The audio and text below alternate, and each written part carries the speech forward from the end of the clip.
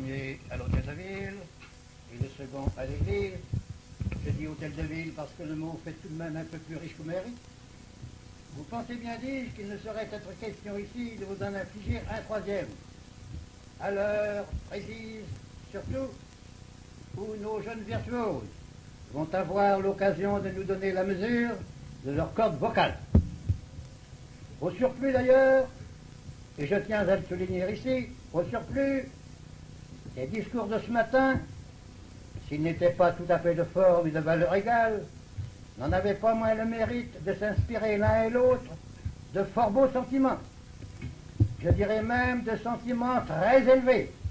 en ce qui concerne le second. Et je ne vois vraiment pas comment il me serait possible d'y ajouter quoi que ce soit. C'est bien pourquoi, mes chers amis, c'est bien pourquoi je me bornerai à exprimer ici en quelques mots très simples la satisfaction que j'éprouve à voir se fonder, s'édifier aujourd'hui dans la plus saine des traditions familiales, un nouveau foyer autour de mes cheveux blancs de grand-père. C'est pourquoi je me bornerai à exprimer également, non pas tant l'espoir, mais ma conviction absolue qu'une harmonie parfaite ne cessera de régner au sein de ce foyer, parce que, voyez-vous,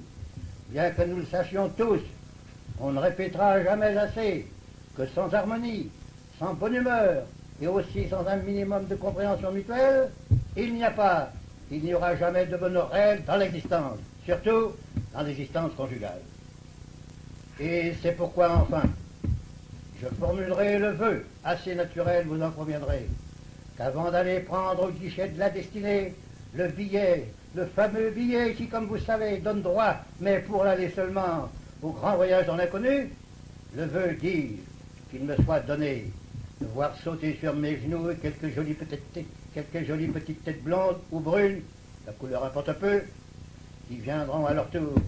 tirer la vieille barbiche du grand-père et lui chipper quelques crottes de chocolat au fond de ce tiroir.